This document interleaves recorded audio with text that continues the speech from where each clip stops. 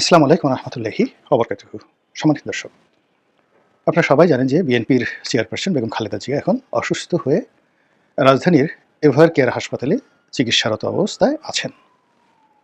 তাকে কৃত্রিম শ্বাস প্রশ্বাস যন্ত্রের সাহায্যে চিকিৎসা দেওয়া হচ্ছে। অর্থাৎ তার ফুসফুস এতটা দুর্বল যে তিনি তার যে নিজস্ব ফুসফুস দিয়ে নিঃশ্বাস প্রশ্বাস কার্য চালাতে পারছেন না। তো এই যে কৃত্রিম যন্ত্র দিয়ে তাকে বাঁচিয়ে রাখা, এটিকে বলা হয় ভেন্টিলেশন। এখন যদি ভেন্টিলেশনটা আসলে খুলে নেওয়া হয়, তাহলে তার অবস্থা কি হবে একমাত্র আল্লাহ রাব্বুল আলামিন জানেন। তার রোগ, তার বালাই, তার যে অসুস্থতা, এটি নিয়ে সারা দেশবাসী উদ্বিগ্ন। আমি মহান আল্লাহ রাব্বুল আলামিনের কাছে উত্তম ফায়সালা চাই যে এই বেগম খালেদা জিয়া, তিনি একজন মহিয়সী নারী, আমরা সাক্ষ্য দিচ্ছি, এবং তিনি তার জীবন যৌবন এদেশের জন্য তিনি নিবেদন করেছেন। সারাটা জীবন তিনি আপোষহীন থাকার চেষ্টা করেছেন।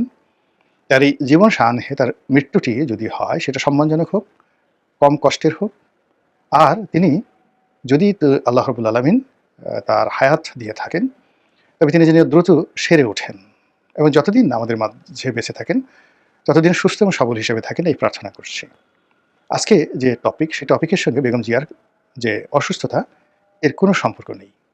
এর কারণ হলো যে এই সময়টিতে নানাজনে নানা কথা বলার চেষ্টা করছেন। কেউ বলার চেষ্টা করছেন যে শেখ হাসিনার জামানাতে তাকে জেলে রেখে ধীরে ধীরে তার উপর বিষ প্রয়োগ করা হয়েছে।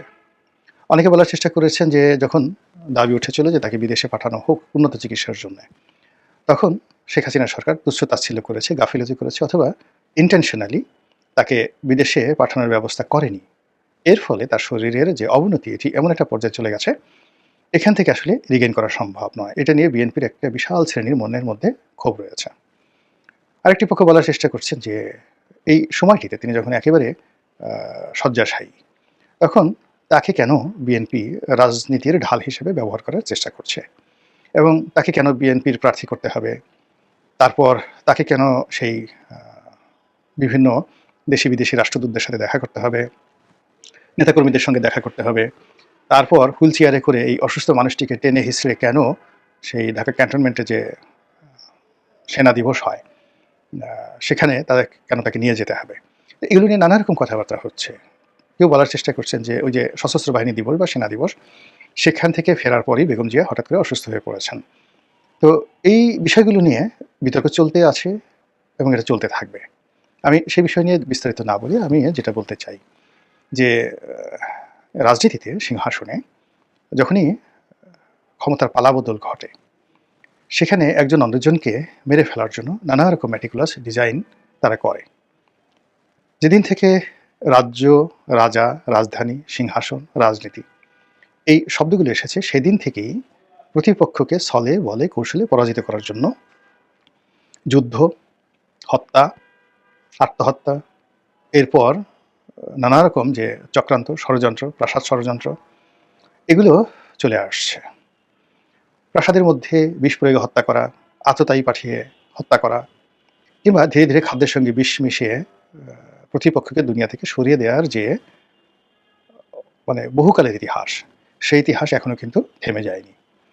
এবং এখানে ক্ষমতার যে সিংহাসনটি, চেয়ারটি, এটি এতটা স্পর্শকাতর, পৃথিবীর সব কিছু শেয়ার করে। এমনও জমানা গেছে যখন একজন স্ত্রী 5 ভাই মিলে তারা তার সঙ্গে দাম্পত্য সম্পর্ক রক্ষা করেছে।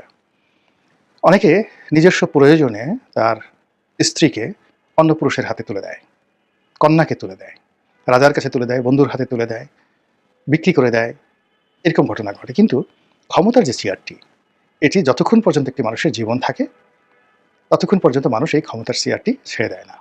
এগুলো একটা সমীকরণ। দ্বিতীয় যে বিষয়টি রয়েছে, সেটি হলো ক্ষমতার চেয়ারে যদি আপনার পিতা থাকে, তাহলে সন্তানও তার পিতাকে ছাড় দেয় না। বহু পিতা সন্তানের হাতে খুন হয়েছে। আবার পিতা সিংহাসনে বসে আছে, তো সন্তানের নজর পড়েছে, পিতা সন্তানের চোখ উঠিয়ে দিয়েছে, সন্তানের শিরচ্ছেদ করেছে, সন্তানকে মেরে ফেলেছে, দেশান্তরী করেছে। শত শত হাজার হাজার ঘটনা ইতিহাসে রয়েছে। স্বামী স্ত্রীর মধ্যে একই অবস্থা। অনেক স্ত্রী স্বামীকে মেরে ফেলেছে, অনেক স্বামী স্ত্রীকে মেরে ফেলেছে, কেবলই মাত্র ক্ষমতার চেয়ারে বসার জন্য। ভাইয়ে ভাইয়ে দ্বন্দ্ব, গোত্রে গোত্রে দ্বন্দ্ব, আরও অনেক কিছু। এবং সেটি বর্তমান জামানাতে এসে আরও জটিল আকার ধারণ করেছে। তো এ সকল চক্রান্ত মোকাবেলা করার জন্য আবার নানা রকম, যাকে বলা হয় জ্ঞানী গুণী আমির ওমরা রাজা বাদশাহ যারা ছিলেন, তারা এগুলো মোকাবেলা করার জন্য অসাধারণ সব উপায় তারা যাকে বলা হয় তারা যাকে বলা হয় গ্রহণ করতেন। যেমন ধরুন, আমাদের এই এশিয়াতে সবচেয়ে সম্মানজনক যে রাজবংশটি ঐতিহ্যবাহী, যার আমলে ভারত সবচেয়ে বড় ভৌগোলিক ভূখণ্ডের অধিকারী ছিল, সেটা হলো মৌর্য বংশ। এই মৌর্য বংশের ৩ জন সম্রাটের নাম আমরা সবাই মুখস্থ বলে দিতে পারি। চন্দ্রগুপ্ত মৌর্য, তারপর তার ছেলে চন্দ্রগুপ্ত মৌর্যের ছেলে বিন্দুসার, আর বিন্দুসারের ছেলে সম্রাট অশোক, অশোক দ্য গ্রেট। আরও সম্রাট আছেন, কিন্তু এই ৩ জনের নাম আমরা সবাই জানি। তো এই বংশের যিনি প্রতিষ্ঠাতা চন্দ্রগুপ্ত মৌর্য, তার প্রধানমন্ত্রী ছিলেন চাণক্য, যার অন্য নাম কৌটিল্য।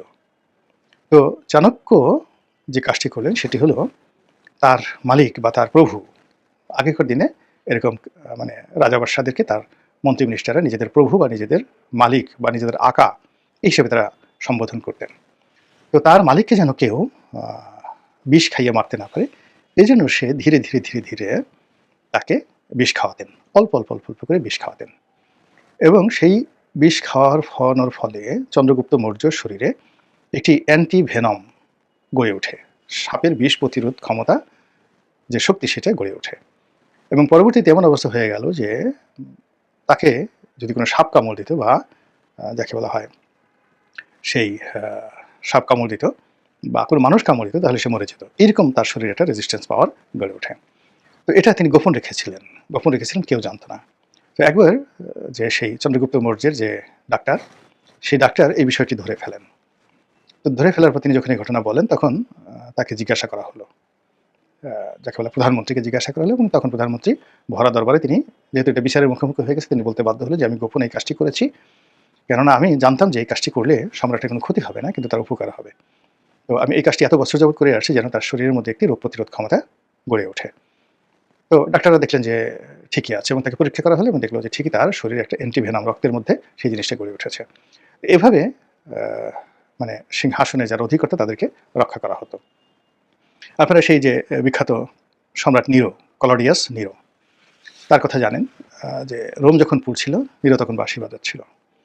তো নিরো খুব শৈশবে নিরোকে সিংহাসনে বসানো হয়, এবং নিরোর যে সৎ পিতা, সেই সৎ পিতাকে নিরোর মা মেরে ফেলে। মায়ের নাম অ্যাগ্রোপিনা।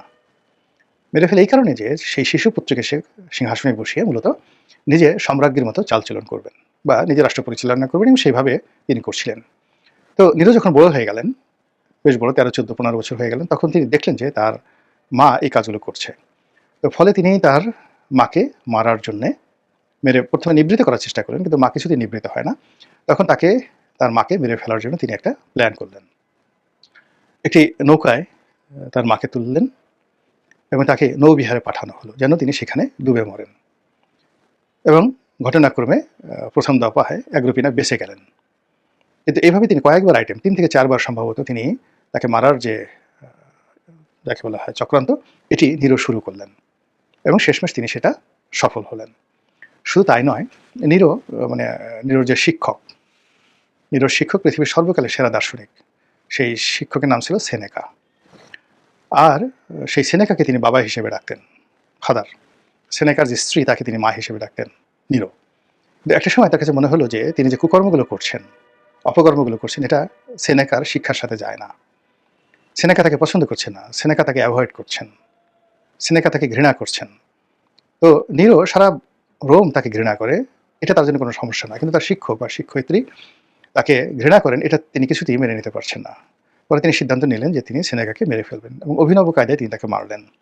তিনি একদিন তার বাসায় গেলেন এবং তার অভিপ্রায়ের কথা বললেন যে আমি চাই যে আপনি মরে যান সসম্মানে। সেনেকা জ্ঞানী, তিনি বুঝতে পারলেন। তো বলে যে কীভাবে মরবো? তো বলে যে আমি আপনার জন্য বিষ নিয়ে এসেছি, আপনি এটা পান করেন, তাহলেই আপনি মারা যাবেন। সেনেকার স্ত্রী ঘরের ভিতরে দাঁড়ানো ছিলেন। তিনি দৌড়ে আসলেন এবং বললেন যে মাননীয় সম্রাট বা জাহাপনা, আপনি আমাকেও বিষ পানের অনুমতি দিন, কেননা তিনি এই যে নির্মমভাবে মরে যাবেন, এই দৃশ্য আমাকে দেখতে হবে, আর এই স্মৃতি নিয়ে আমাকে বাঁচতে হবে। এই বাঁচার চাইতে মৃত্যু অনেক সম্মানের এবং অনেক আনন্দের। আপনি আমাদেরকে অনুমতি দিন, আমরা দুজন একসঙ্গে বিষ খেয়ে মারা যাব। নিরো ঠিক সেম কাজটি করার জন্য অনুমতি দিলেন। ফলে সর্বকালের সেরা একজন দার্শনিক, দ্য সেনেকা। তাকে শুধু সেনেকা বলা হয় না, দ্য সেনেকা। তো সেই সেনেকার এইভাবে করুণ মৃত্যু হয়েছিল সিংহাসনের জন্য। কাজেই রাজনীতিতে হত্যা, গুপ্ত হত্যা, পথের কাঁটা সরিয়ে দেওয়া, এটি একটা চিরাচরিত ঘটনা, সবসময় চলে আসছে। সেই ঘটনার সাথে দোয়া করি যেন আমাদের এই বর্তমান জামানাতে বেগম জিয়ার যে অসুস্থতা, এই ঘটনার কোনো সম্পৃক্ততা না থাকে। আসসালামু আলাইকুম রহমতুল্লাহি ওয়া বারাকাতুহু।